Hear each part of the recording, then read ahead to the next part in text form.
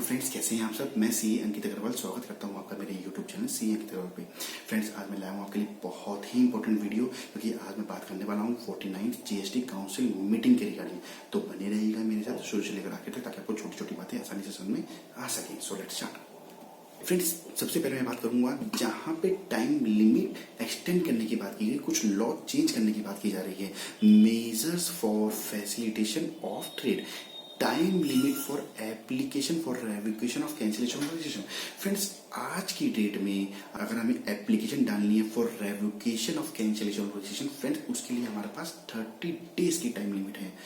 But यहाँ recommendation दी गई इस मीटिंग में कि इस टाइम लिमिट को 30 डेज से 90 डेज कर दिया जाए, एंड फर्दर अगर परमिशिबल हो from the point of view of commissioner और हिज ऑथोराइज्ड पर्सन, देन इसको फर्दर एक्सटेंड किया जाता है 90 डेज। देख लेते हैं एक बार।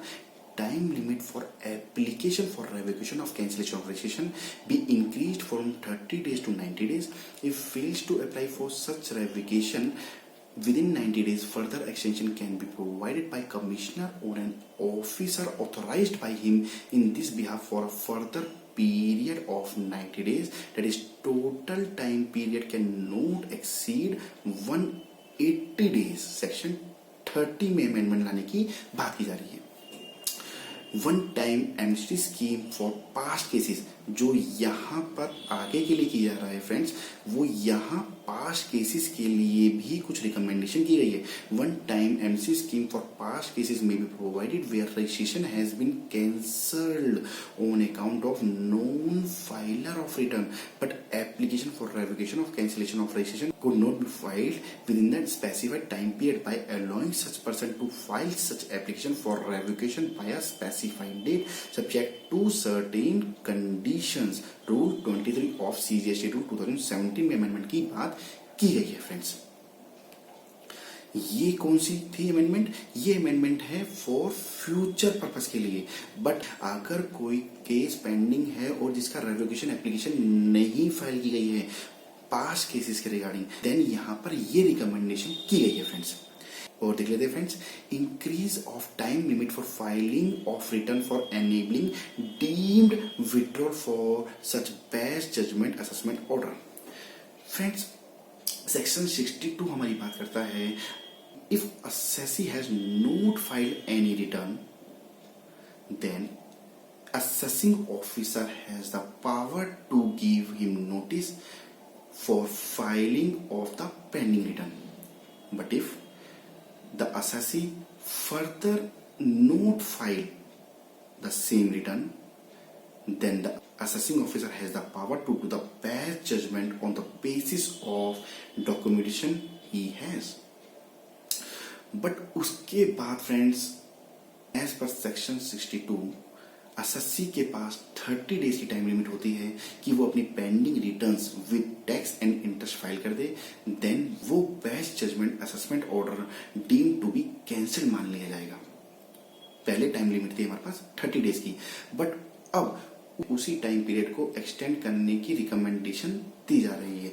देख लेते हैं एक बार। Increase of time period for filing of return for enabling deemed withdrawal of such best judgement assessment order from 30 days to 60 days from the service of said assessment order, extendable by another 60 days subject to certain conditions. Section 62 of CGST 2017 friends. ये बात की जा रही है friends इस section को amend करने की, बट जो पास्ट केसेस हैं, जो पेंडिंग्स हैं, उसके रिगार्डिंग जो बेस्ट जजमेंट असेसमेंट जिसकी हो चुकी है and 30 days also has expired, उसके रिगार्डिंग भी कुछ रिकमेंडेशन की गई है। क्या रिकमेंडेशन है? One time amnesty scheme for deemed withdrawal of assessment order of past cases where return could not be filed within 30 days of assessment order, but filed along with due interest and late fees up to specified date. जो specified date specify की जाएगी in notification while appeal has filed or not against said assessment order or said appeal has decided or not. Friends, हमेशा एक confusion रहती है कि क्या ये जो काउंसिल मीटिंग हुई है क्या अफेक्टिव होगा या नहीं। जब तक फ्रेंड्स इसकी नोटिफिकेशन नहीं आएगी तब तक ये एप्लीकेबल नहीं। It is only a recommendation friends. Another recommendation is late fees of annual return of GST 9. सिर्फ और सिर्फ GST 9 की बात की गई, GST 9C की बात नहीं की गई. Late fees of annual return GST 9 जो अभी प्रेजेंट केस में है वो है 200 per day, 100 rupees CGST, 100 rupees SGST, subject to maximum of 0.5% of the turnover. But recommendation क्या है जो एप्लीकेबल होगी फॉर फाइनेंशियल ईयर 22-23 ऑनवर्ड से फ्रेंड्स. ₹50 पर डे यानी कि 25 CGST, 25 SGST subject to maximum of 0.04% of the turnover if aggregate turnover is up to 5 crore. या फिर 100 rupees per day, 50 rupees CGST, 50 rupees SGST subject to maximum of 0.04% of the turnover if the aggregate turnover is above 5 crore but up to 20 crore. एक और amnesty scheme की बात की गई. Amnesty scheme for form GSTR 4, GSTR 9 and GSTR 10 by way of conditional waiver reduction of late fees. एक और recommendation की गई है friends, deletion of section 13 subsection 9 of IGST act 2017. ये बात करता है friends place of supply of services of transportation of goods. अगर service receiver is in India and the transporter is also in India but हमारा good dispatch हो रहा है outside India, then in this case place of supply will be considered as outside India. But now this section is recommended to delete. Deletion of section 13 subsection 9 of IGST Act 2017 so as to provide the place of supply of service of transportation of goods in cases where location of supplier of services या फिर और location of recipient of services is outside India. किसी भी एक की location हमारी outside India है shall be the location of the recipient of service. Friends ये रिकमेंडेशन की गई है. Recommendation relating to GST rates के रिगार्डिंग रैप जिसे हम लिक्विड जैगरी भी कहते हैं, इसकी में रिकमेंडेशन की गई है फ्रॉम 18% टू 5% करने के लिए अगर इसको सेल आउट किया जाता है इन पैकेज फॉर्म, फ्रॉम 18% टू 0% अगर इसे सेल आउट किया जाता है लूज. पेंसिल शॉर्पनर के लिए रिकमेंडेशन है फ्रॉम 18% टू 12%. बट ये फ्रेंड्स कब से एप्लीकेबल होगी, जब ये नोटिफाई किया जाएगा by notification. Extension of exemption available to educational institutes and central and state educational board for conduct of entrance exam. For conduct of entrance exam के लिए अगर कोई इंस्टीट्यूट सर्विस दे रहा है to any authority, board or a body set up by the central government, state government for admission to educational institutes. Friends तो यहाँ exemption की recommendation दी गई है. Exemption extended to court and tribunal for RCM. Friends यहाँ पर जो एक RCM का प्रोविजन था उसको एक्सटेंड कर दिया गया है. एग्जम्पशन एक्सटेंड कर दी गई है. किसको एक्सटेंड कर दी गई है?